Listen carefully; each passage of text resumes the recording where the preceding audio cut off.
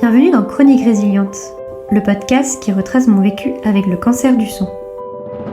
À l'aube de mes 25 ans, je dois affronter une épreuve immense, celle d'affronter la maladie. Cette épreuve a été intense, j'y ai perdu mon innocence, mais elle m'a fait découvrir ô combien j'étais résiliente. À travers ce podcast, je te propose de retracer mon vécu avec la maladie, mon cheminement en lien avec cette épreuve, mais également l'éveil spirituel qui a cheminé en moi lors de mon parcours de soins et par la suite. J'ai également à cœur d'amener un espace de partage et d'échange. Je te souhaite une belle écoute.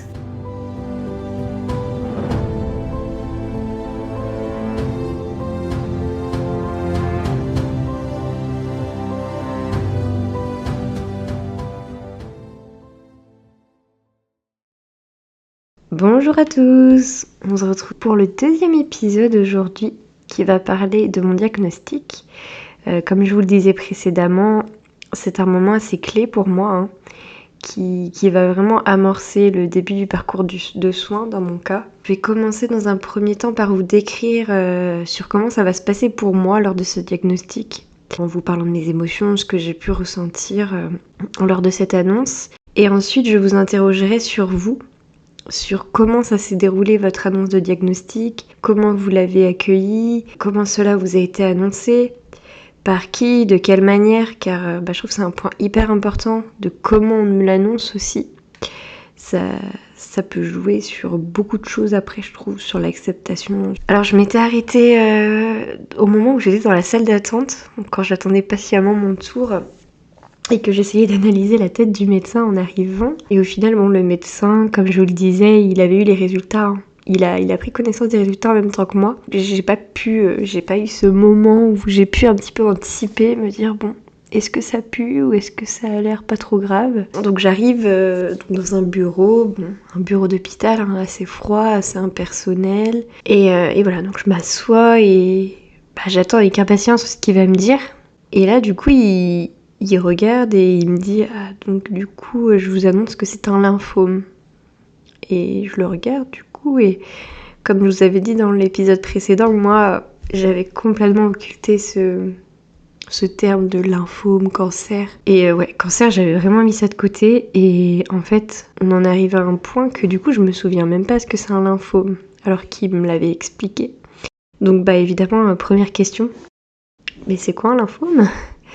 Et là, il a fallu en fait que le mot cancer sorte de sa bouche pour que je capte vraiment de quoi il s'agissait et quelle gravité au niveau du diagnostic. Et quand il me parle du mot cancer, donc moi j'ai ce premier réflexe de lui demander, pour moi vraiment le cancer dans ma tête d'un coup ça m'amène direct à perte de cheveux au niveau de l'image. Mais du coup, c'est vrai que je lui pose tout de suite la question est-ce que je vais perdre mes cheveux ? Et c'est vrai que du coup, il me répondra qu'il ne pourra pas se positionner là-dessus, que ça va dépendre de plein de choses, du protocole administré, de moi, comment je réponds au traitement. Et que oui, il y a du coup des risques, que ça peut arriver, mais qu'aujourd'hui, il ne peut pas se positionner. Donc voilà. Donc je reste un peu avec la question, je me dis ok, d'accord, c'est une grande peur chez moi. C'est vrai qu'il a été plutôt rassurant. Il m'a informé que c'était un cancer qui se soignait assez bien. Il y avait environ, si je dis pas de bêtises, 80% de chances de s'en sortir. Donc il m'a tout de suite dit qu'il y allait avoir de la chimiothérapie et des rayons, donc de la radiothérapie également.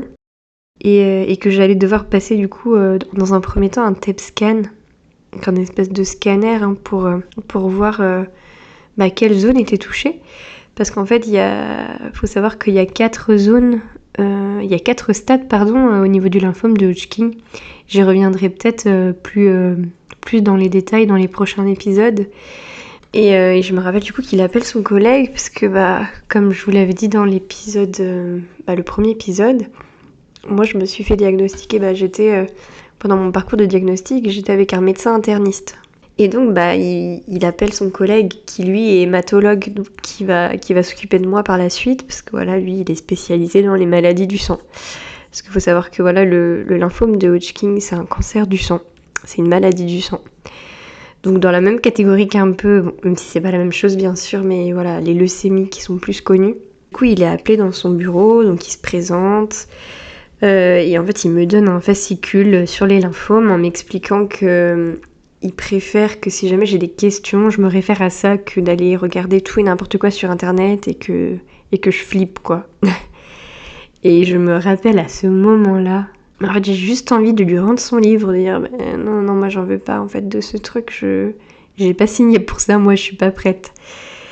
Et tellement je suis pas prête à entendre ça au final que je me rappelle que je leur pose directement la question parce qu'il faut savoir que j'avais prévu un voyage, excusez-moi, au Maroc. Mon conjoint étant marocain, on va régulièrement au Maroc et là on devait partir en juin. Donc voilà, quelques semaines, genre peut-être 15 jours après mon diagnostic, je me rappelle plus. Et du coup je lui dis clairement... vous pensez que je pourrais aller au Maroc avant de commencer les traitements? Parce que moi ça m'arrange pas. Hein. Du coup je dis carrément ça m'arrange pas, moi j'ai un voyage au Maroc quoi. Et l'hématologue il me regarde un peu avec des yeux. Il est étonné un petit peu de ma réponse. Il dit écoutez madame je peux pas trop me positionner. Déjà va déjà falloir que vous fassiez un TEP scan et on verra déjà à quel stade vous êtes en fait.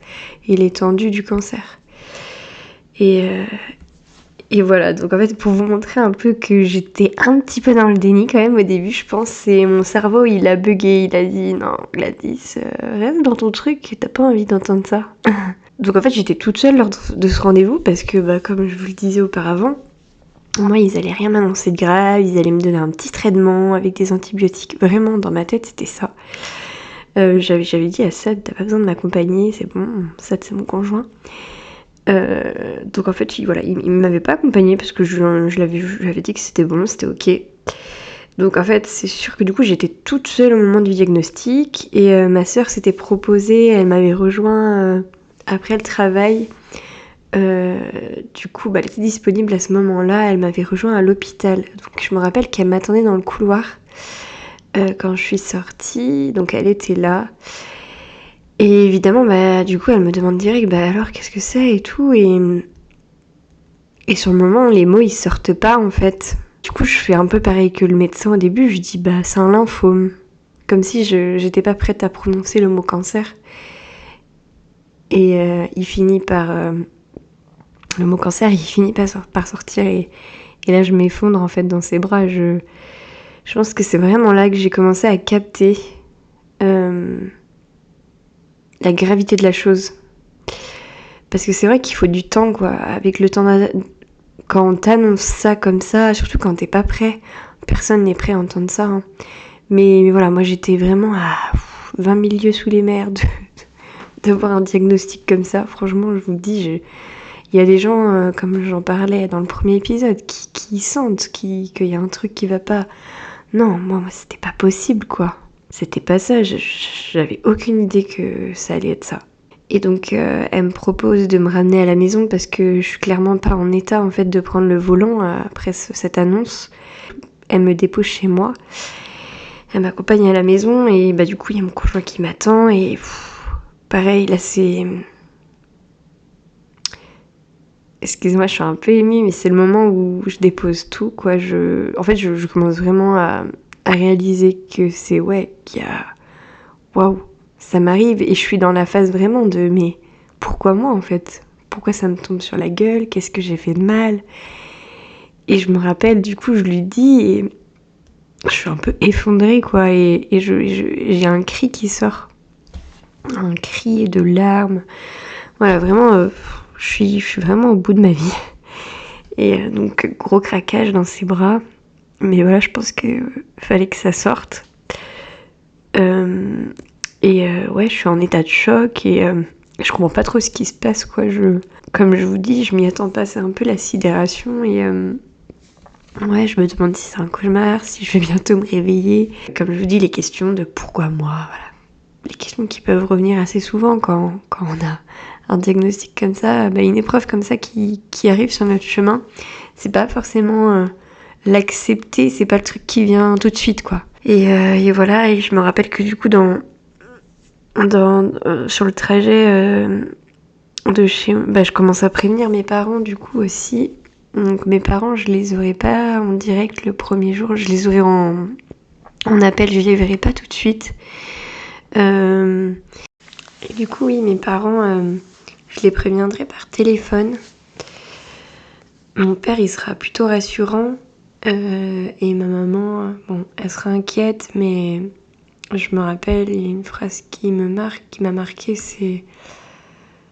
Elle est en larmes et elle me dit qu'on va se battre ensemble, que ça va aller. Et ouais, moi, juste avant ça, en fait, alors, je sais pas si c'est mon côté empathique, mais un peu trop des fois, mais je me dis, mais je dois leur annoncer ça, quoi. C'est inentendable pour un parent. C'est pas le cours des choses logiques, quoi. J'ai toujours entendu des parents qui, quand ils ont un enfant malade, qui préféraient se mettre à leur place, et je comprends tellement aujourd'hui, depuis que je suis maman, que ce serait mais vraiment insupportable d'avoir ma fille qui est malade. Et que ce soit pas moi qui soit touchée à sa place, limite, quoi.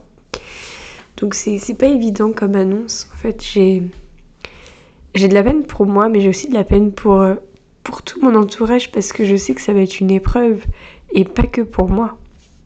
Il y a ça aussi, on n'en parle pas, mais nous, on se bat et tout, mais tous les proches, mais bah, ils vivent avec nous, en fait, cette épreuve. Ils le vivent à l'extérieur, donc c'est encore des fois moins simple, je trouve, j'en reviendrai, mais nous, on est dans notre truc, on se bat, on a notre protocole et on y va. Et eux, bah, des fois, c'est insupportable, en fait, de nous voir aussi dans des états... Ouais, des états un petit peu... Comment dire, vulnérables, en fait, comme ça. Aussi vulnérables, et devenir aussi fragile du jour au lendemain au niveau de la santé, c'est pas quelque chose de simple à accepter non plus, quoi. Mais j'y reviendrai encore une fois, parce qu'il y a plein de choses super intéressantes à dégager comme thématique de tout ce parcours. Mais voilà, et vous verrez qu'avec le temps, ensuite... alors, il m'a fallu quelques jours. Voilà, des jours... Hein. J'ai passé des jours... Bah, c'était pas la grande forme, hein, vous imaginez, les jours après le diagnostic. Mais en fait, je pense que j'ai eu ce besoin de me retrouver avec moi-même, d'accepter de digérer déjà la chose, et du coup de pouvoir l'annoncer plus dans l'apaisement, en rassurant les gens, en fait, donc tous mes amis, le reste de ma famille. Et je l'ai annoncé d'une façon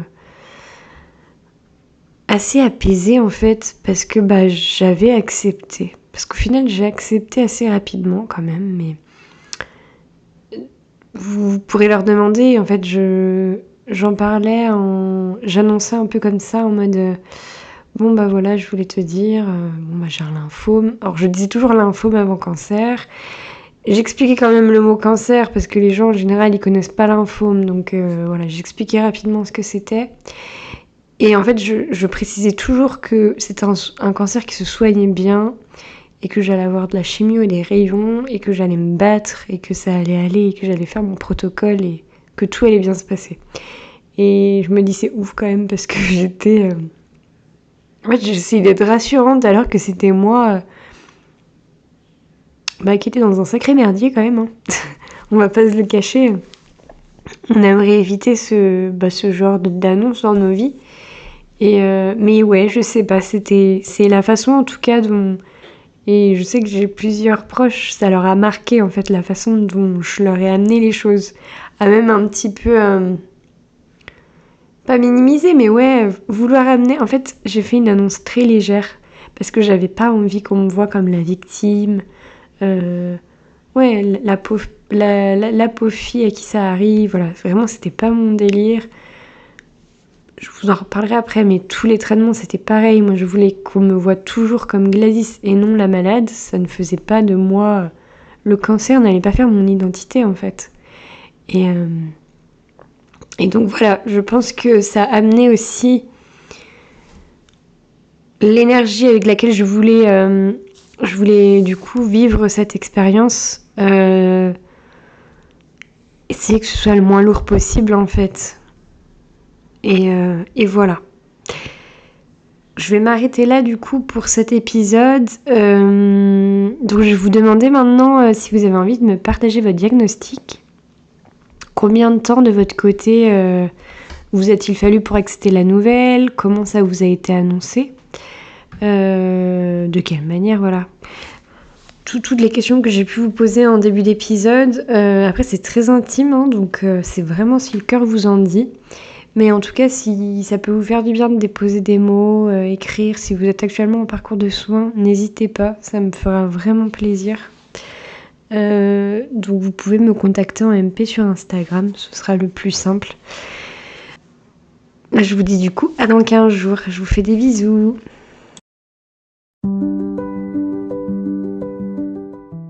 Merci du fond du cœur pour ton écoute.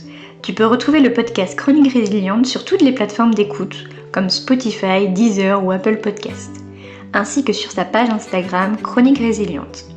Si le cœur t'en dit, tu peux soutenir le podcast en allant le noter sur la plateforme de ton choix. Cela soutiendra mon travail et permettra au podcast d'évoluer dans le temps. Merci du fond du cœur.